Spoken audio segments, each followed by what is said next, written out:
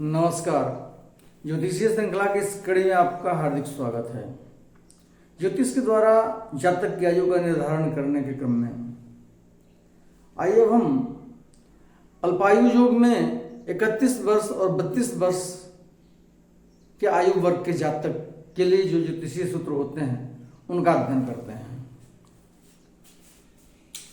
31 वर्ष में क्रूर ग्रहों से घिरा हुआ सूर्य लग्नस्थ हो तो जातक की आयु 31 वर्ष की होती है। सूर्य लग्न में बैठा हो और क्रूर ग्रह से घिरा हुआ हो, अर्थात लग्न से द्वितीय भाव में और द्वादश भाव में दोनों में क्रूर ग्रह बैठे हों तो जातक की आयु 31 वर्ष की होती है।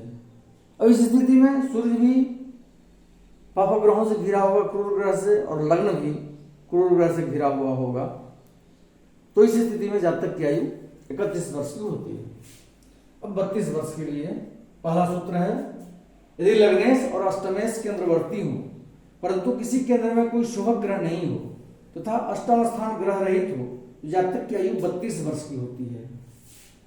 लग्नेश और अष्टमेश लग्न भाव के स्वामी और अष्टम स्थान के स्वामी केंद्र में स्थित हो। और क्या बोल रहा है, केंद्र में कोई शुभ ग्रह नहीं हो, केंद्र में कोई शुभ ग्रह नहीं बैठा हो और अष्टम स्थान ग्रह रहित हो, अष्टम भाव में कोई ग्रह नहीं हो। लग्नेश अष्टमेश केंद्रवर्ती हो, एक साथ बैठे हो या अलग अलग बैठे हो, केंद्र में हो और केंद्र में और अन्य कोई शुभ ग्रह नहीं हो, अष्टम स्थान ग्रह रहित हो तो जातक की आयु 32 वर्ष की होती है। दूसरा सूत्र है, यदि निर्बल लग्नेश और अष्टमेश केंद्रवर्ती हो तो जातक की आयु 32 वर्ष की होती है। लग्नेश निर्बल हो और केंद्र में बैठा हो तथा अष्टमेश केंद्र में बैठा हो, दोनों केंद्र में बैठे हो, लग्नेश निर्बल हो केंद्रवर्ती हो और अष्टमेश भी केंद्र में बैठा हो तो जातक की आयु 32 वर्ष की होती है। तीसरा है, यदि सूर्य और चंद्रमा साथ होकर केंद्र में हो और अष्टमेश भी किसी केंद्र में हो तथा अष्टम स्थान में पाप ग्रह हो और लग्न में कोई ग्रह नहीं हो तो जातक की आयु 32 वर्ष की होती है। सूर्य और चंद्रमा एक साथ होकर के केंद्र में बैठे हों। पहला कंडीशन है, अष्टमेश भी किसी केंद्र में हो, अष्टम भाव का स्वामी भी केंद्र में ही बैठा हो। और अगला क्या है, अष्टम स्थान में पापक ग्रह बैठा हो, अष्टम स्थान में पापक ग्रह बैठा हुआ हो और उसके बाद लग्न में कोई ग्रह नहीं है, लग्न ग्रह विहीन हो तो जातक की आयु 32 वर्ष की होती है। फिर से जान लें, सूर्य और चंद्रमा एक साथ होकर के केंद्र में बैठे हों, अष्टमेश भी किसी केंद्र में बैठा हो, अष्टम स्थान में पापक ग्रह बैठा हो और लग्न में कोई ग्रह नहीं बैठा हो तो जातक की आयु 32 वर्ष की होती है। चौथा सूत्र है, यदि अष्टमेश लग्न में हो और लग्नेश निर्बल हो तो जातक की आयु 32 वर्ष की होती है। अष्टम भाव का स्वामी लग्न में बैठा हो और लग्नेश जहां भी बैठा हो, बलहीन हो, निर्बल स्थिति में हो तो जातक की आयु 32 वर्ष की होती है।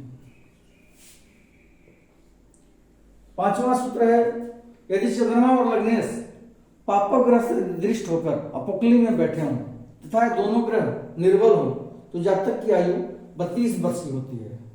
चंद्रमा और लग्नेश ये दोनों अपोक्ली में बैठे हों, पहला कंडीशन है, अपोक्ली मतलब तृतीय भाव, षष्ठ भाव, नवम भाव और द्वादश भाव, इन्हीं चारों भावों में ये दोनों चंद्रमा और लग्नेश बैठे हों और पापक ग्रह से दृष्ट हो, दोनों पर पापक ग्रहों की दृष्टि पड़ रही हो और उसके बाद ये दोनों ग्रह निर्बल हो, चंद्रमा और लग्नेश निर्बल हो, अपोक्ली में बैठे हों और उन पर पापक ग्रह की दृष्टि पड़ रही हो तो ऐसी स्थिति में जातक की आयु 32 वर्ष की होती है। छठा है, यदि अष्टमेश केंद्र में हो अथवा अष्टम स्थान में पापक ग्रह हो और क्षीण चंद्रमा लग्न ही बलहीन हो तथा लग्न में ही पापक ग्रह हो तो जातक की आयु 32 वर्ष की होती है। इसमें कई कंडीशंस हैं, अष्टमेश केंद्र में बैठा हो या अष्टम स्थान में पापक ग्रह हो, या तो अष्टमेश केंद्र में बैठा हो या अष्टम स्थान में पापक ग्रह बैठे हो और क्षीण चंद्रमा और लग्न भी बलहीन हो, चंद्रमा क्षीण हो और लग्न ये दोनों बलहीन स्थिति में कुंडली में बैठे हों और लग्न में ही पापक ग्रह हो, लग्न में ही पापक ग्रह की स्थिति हो तो जातक की आयु 32 वर्ष की होती है। शायद शंकराचार्य, आदि गुरु शंकराचार्य जो थे उनकी कुंडली में भी ये योग था जिससे उनकी आयु 32 वर्ष की थी। 32 वर्ष में ही वो कालकौलित हो गए थे। अगले वीडियो से हम मध्यम आयु की बात करेंगे। अभी तक तो हमने अल्पायु के बारे में जाना, 12 वर्ष के बाद और 32 वर्ष तक ये अल्पायु योग होता है, और मध्यम आयु 32 वर्ष के बाद 70 वर्ष तक। तो उस कालखंड के लिए जो ज्योतिषीय सूत्र होते हैं उसका अध्ययन हम अगले वीडियो से करेंगे। नमस्कार।